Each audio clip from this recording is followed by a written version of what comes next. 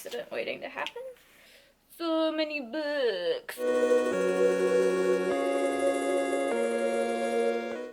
So where is the record button? How do I operate this camera?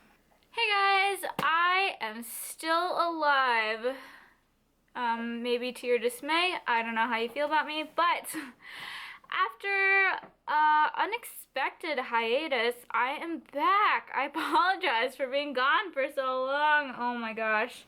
This summer has been very interesting. If you know anything about my life, it's been lots of ups and downs and emotional whiplash and family things, but I'm trying to get it all back together. I am trying, trust me. I'm coming back with you today with a vegan book haul and somewhat of a collection. I think I have more than this, but this is all I could find. So we have a little bit to go through. Look at all that, look at all that. Since going vegan, I have done so much research. It's ridiculous, or I feel like it's ridiculous. I feel like most people do a ton of research though when they go vegan.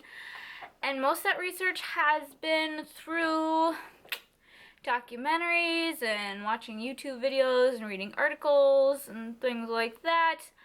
And some books. I'm trying to get more into the reading book area, because nothing beats being able to say, I read that, as opposed to, I watched that.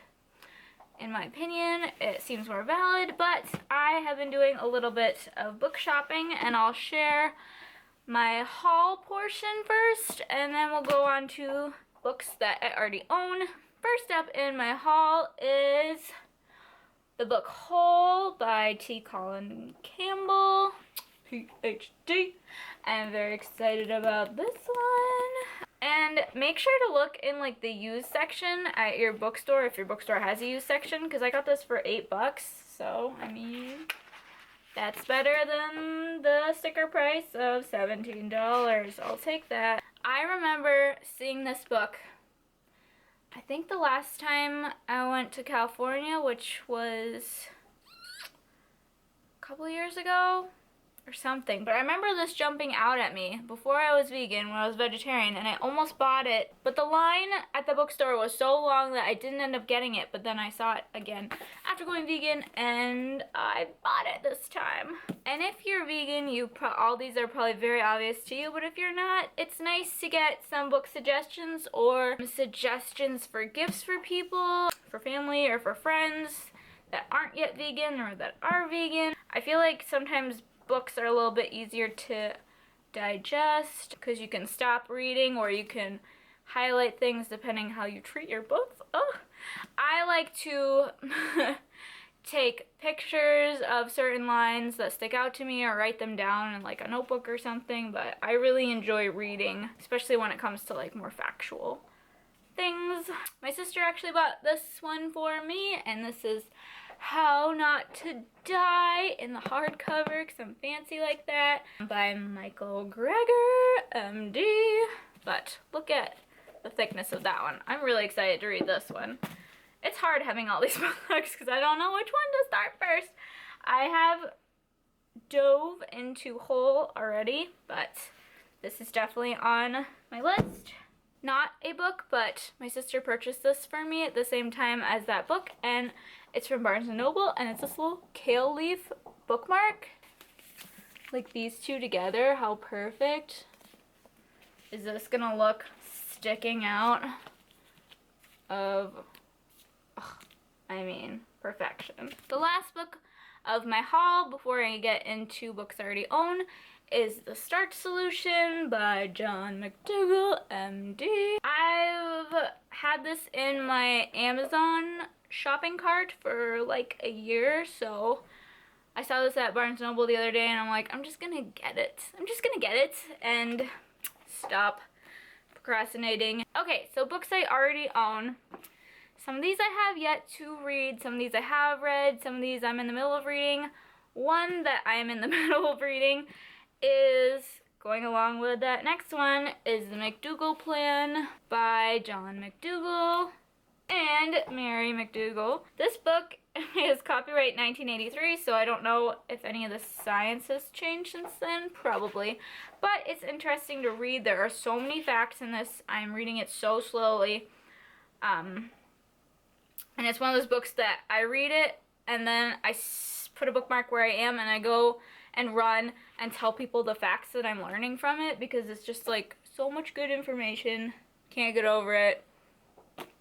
And another T. Colin Campbell book is The China Study, which I'm sure you've heard of, especially if you're in the vegan community. But this is the most comprehensive study of nutrition ever conducted. I have several bookmarks in this book. I keep starting this book over because it's so factual. It's really good, but it's so cut and dry facts that I end up reading a ton of it and stopping, and then I go back and then I can't remember what I read and then I start over, so there's like tons of bookmarks in this.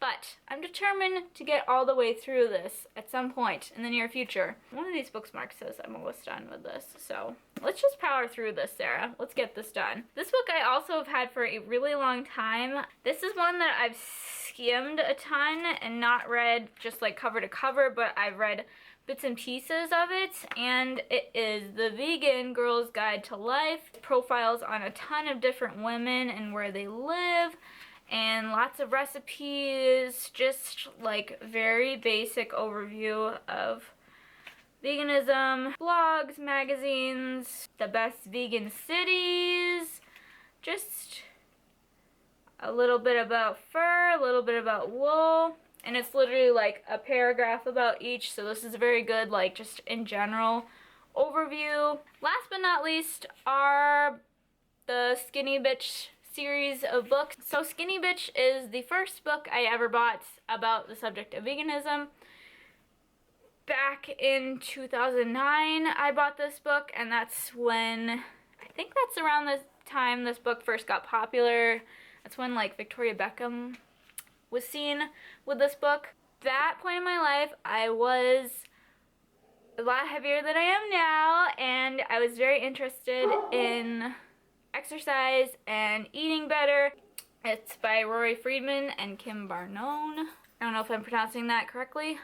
This is a very quick read. It's written very relatable. It does contain lots of swears. It's just the way I think that they talk. So if you're offended by swears, probably not the best book for you. I've read this, I think 3 times now, and I'm like a third of the way through it again. I really like bringing this on airplanes with me. I really started reducing my animal product intake around the time that I got this book. I was in college. I didn't know enough about veganism, so I wasn't completely vegan, but this is what really sparked the idea of veganism in my brain.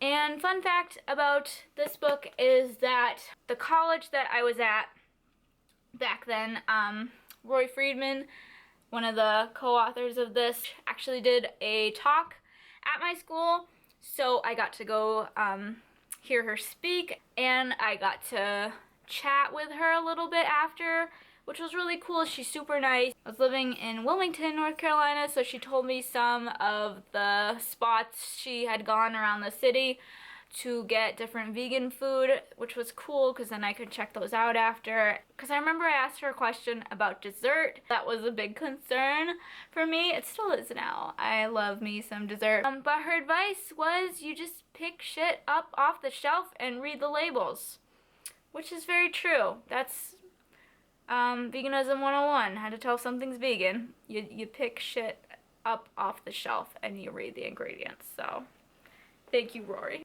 This is the second Skinny Bitch book I've owned. She signed my first one, and I lent it out to somebody for somebody else, so it went through a couple borrowing stages, and I never got it back. But I'm friends on Facebook with Kim, the other author, and I remember she was doing a book giveaway It was like the first 5 people to comment she'd give a book away to, and I was like the 6th person or something, so I just barely missed it. And she emailed me and she said something like, I don't have any of those, like her newest book that was coming out, I don't have any of those copies left, but I will send you any other book of mine. And I own them all, so I asked her to send me another of the original Skinny Bitch books. This one is signed by Kim, which is kind of cool. Very happy about that. There is also a Skinny Bitch book for men that I have bought in people in the past, and it's kind of gives more information on like the male anatomy and how veganism is really good for male anatomy, body parts, etc., etc. I think I have read that one before too, but I just don't own it because I've bought that for men in the past. Okay, and this is Skinny Bitch in the Kitchen, which is just this little recipe book. There's no pictures in this one, but I have made a lot of stuff from this book in the past. This one's just by Kim. Home, Beauty, and Style. This is a really good resource for vegan, cruelty-free, and just more natural, like household items, clothing, makeup, like fragrance. There's just like a little bit of everything, and like some of her favorite brands, things to look out for, different chemicals, why they're bad for you. And last but not least, in the books that I could find, is Skinny Bitch, again just by Kim for this one, the Ultimate Everyday Cookbook. This is a very beautiful book with very beautiful pictures. I've owned this book for several years now. It's very well loved, if you can tell. I have made a lot of these recipes. I feel like I've bought this for people in the past too who have made recipes from this book also.